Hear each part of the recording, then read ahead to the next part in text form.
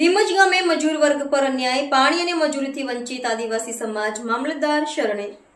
લીમજ ગામે મજૂર વર્ગ પર અન્યાય, પાણી અને મજૂરીથી વંચિત આદિવાસી સમાજ મામલતદાર શરણે. ભરૂચ જિલ્લાના જંબુસર તાલુકાના લીમજ ગામે મજૂરી કરતા આદિવાસી અને ગરીબ વર્ગ પર ગંભીર અન્યાય થઈ રહ્યો છે.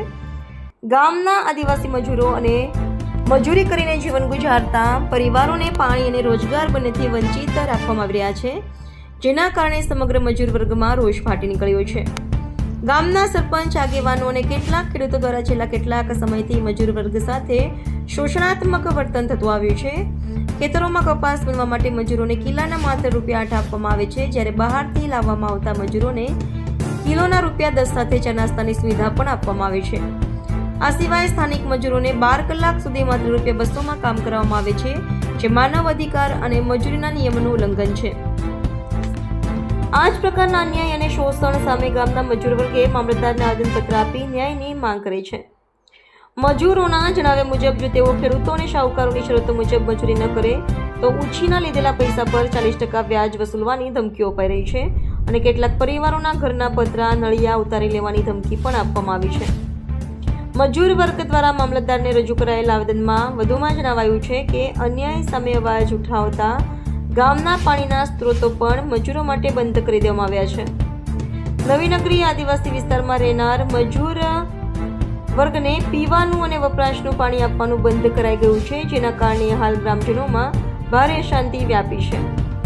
મજૂર વર્ગે મામલતદારને ન્યાય આપવા અને દબાણકારો સામે તાત્કાલિક કાર્યવાહી કરવાની માંગ કરી છે. તેમણે જણાવ્યું છે કે જો તંત્ર યોગ્ય પગલાં નહીં લે તો સમગ્ર આદિવાસી અને મજૂર સમુદાય દ્વારા જંબુસર તાલુકા કચેરી આગળ આંદોલનનું એલાન કરવામાં આવશે.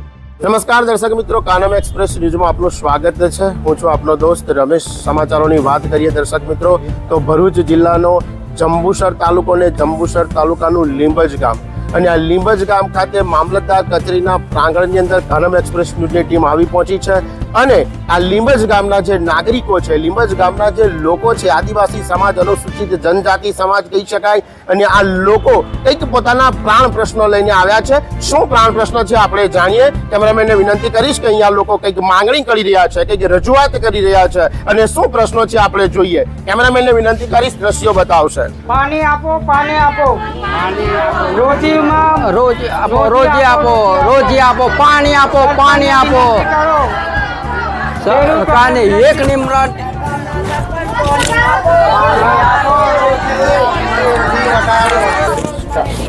દર્શક મિત્રો, જોયું કે આ લીંબજ ગામના નાગરિકો છે, અનુસૂચિત જાતિ સમાજના, આદિવાસી સમાજ, મજૂરી કરીને પેટીઓ રડતો વર્ગ, અને આ પેટીઓ રડતો વર્ગ જંબુસર મામલતદાર કચેરી ખાતે આ લીંબજ ગામના જે ખેડૂતો છે, લીંબજ ગામના જે સરપંચ છે, લીંબજ ગામના જે આગેવાનો છે, એમની પાસે કંઈક આજીજી કરી રહ્યો છે, તાલાવાલા કરી રહ્યો છે, કંઈક વિનંતી કરી રહ્યો છે. શું પ્રશ્ન છે આપણે જાણીએ. શું નામ આપનું?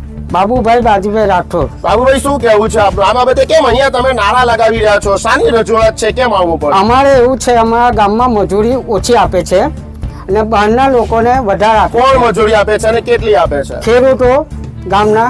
શું નામ છે ખેડૂતોનું? ખેડૂતોનું નામ છે બધા ગણે છે. કેટલી મજૂરી આપે છે? ₹200 હાજરી આપે છે. એમાં 12 કલાક કામ કરાવે છે. 12 કલાકમાં ₹200. હા. પછી એમની પાસે અમે એવું કીધું છે કે 12 કલાક ને 8 કલાકમાં તમે અમારી રજૂરી સરકારની જે રોજી છે એ આપો. તો અમને ના કહે છે, એવું કહે છે કે એ રોજી નહીં મળે.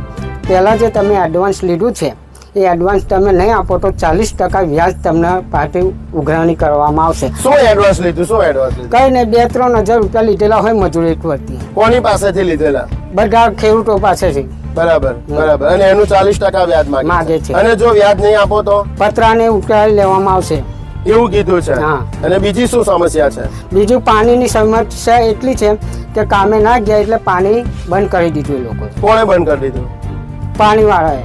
શું નામ છે પાણીવાળા? નટવર. નટવરભાઈ. પણ નટવરભાઈને કોણે કીધું પાણી બંધ કરવાનું?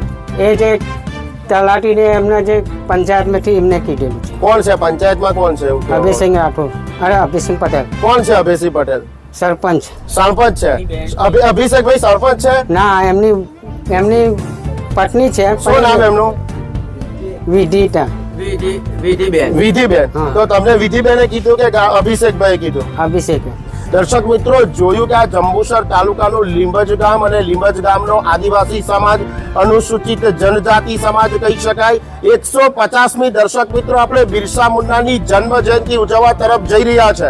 આઝાદીના લગભગ 75 વર્ષ થવા આવ્યા છે, છતાં પણ આ સમાજે ગામના ખેડૂતો પાસે, ગામના આગેવાનો પાસે, ગામના સરપંચ પાસે કીધું કે ભાઈ ગામના સરપંચ જે છે એ બેન છે અને જે વ્યક્તિ છે એમના પતિ જે છે આદેશો આપી રહ્યા છે કે તમને પાણી નહીં આપવામાં આવે. ગામનો સામાન્ય પટાવાળો, પંચાયતમાં પાણી છોડનાર વ્યક્તિ આ આદિવાસી સમાજને એમ કહે છે કે તમે પેશાબ કરીને પાણી પીજો. આવા પ્રકારના ઉચ્ચારણો થયા છે ત્યારે આ ગામમાં ખળભળાટ મચી ગયો છે. આદિવાસી સમાજની અંદર રોષ ભભૂકી ઉઠ્યો છે. ગામ લોકોનું કહેવું છે કે ગામના સરપંચ મહિલા છે અને ગામના સરપંચ પતિ જે છે એ પોતાનો વહીવટ ચલાવી રહ્યા છે અને ખેડૂત કહી શકાય, જગતનો તાત કહી શકાય એનામાં આ મજૂરો પ્રત્યે, કારણ કે જગતનો તાત ખેડૂત ખેતરમાં કપાસ વીણવા કે મજૂરી કરવા જતો નથી. તાર તાપ તડકો વેઠી અને આ મજૂરો ખેતરમાં કાળી મજૂરી કરીને કામ કરી રહ્યા છે, એમના ઘરમાં પાક લઈ જઈ રહ્યા છે. એવા ગામના જ મજૂરો સાથે અન્યાય દર્શક મિત્રો. અને ગામનો મજૂરિયાત વર્ગ જ્યારે પોતાની વેદના ઠાલવતો હોય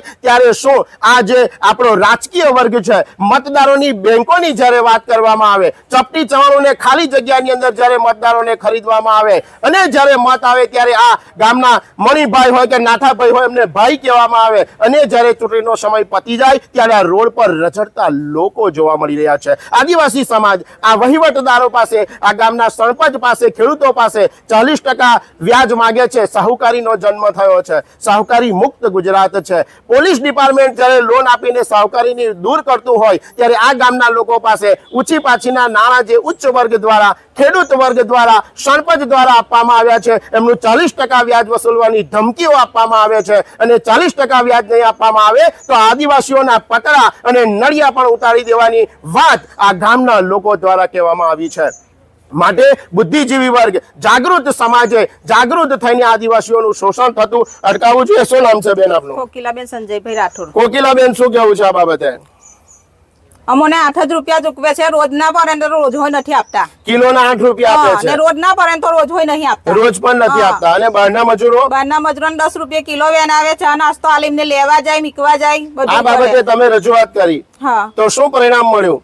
હા, કીધું છે મામલેદાર સિંહ આવે. મામલતદાર સિંહે રજૂઆત કીધું કરી છે. છે. ખૂબ સરસ. દર્શક મિત્રો, આ જે ગામના લોકો છે એમણે રજૂઆત કરી કે ભાઈ અમારે રોજગારી જોઈએ છે તો પાણી 2 દિવસથી બંધ કરી દેવામાં આવ્યું છે. વાપરવાનું પાણી નથી આપવામાં આવતું, પીવાનું પાણી નથી આપવામાં આવ્યું. માટે આ લોકોએ જંબુસર મામલતદારનું શરણું ગ્રહણ કર્યું છે અને જંબુસર મામલતદારના શરણે આવ્યા છે ત્યારે જંબુસર મામલતદારે એમને આશ્વાસન આપ્યું છે અને 100% તમારો પ્રશ્ન હલ થશે એવા પ્રકારની બાંયધરી આપી છે. ખેત મજૂર અધિકારી સાથે પણ વાત કરી છે અને આ વેદના લઈને આ લોકો જંબુસર પોલીસ સ્ટેશન ખાતે પહોંચવાના છે. તો જંબુસર મામલતદારશ્રીને આવેદનપત્ર આપવામાં આવ્યું છે, પોલીસ સ્ટેશનમાં આવેદનપત્ર આપવામાં આવ્યું છે. તો જોવું જ રહ્યું કે આ બિરસા મુંડા જે છે એની 150મી જન્મ જયંતિ ભારત વર્ષ ઉજવવા જઈ રહ્યું છે ત્યારે આ બિરસા મુંડાના જે વંશજો છે એમને શું ન્યાય મળશે ખરો કે પછી ચૂંટણી તાણે જ રાજકીય નેતાઓને વિરોધ પક્ષો પણ જશે? આ જોવું જ રહ્યું. આ આદિવાસી સમાજને ચોક્કસ ન્યાય મળવો જ રહ્યો.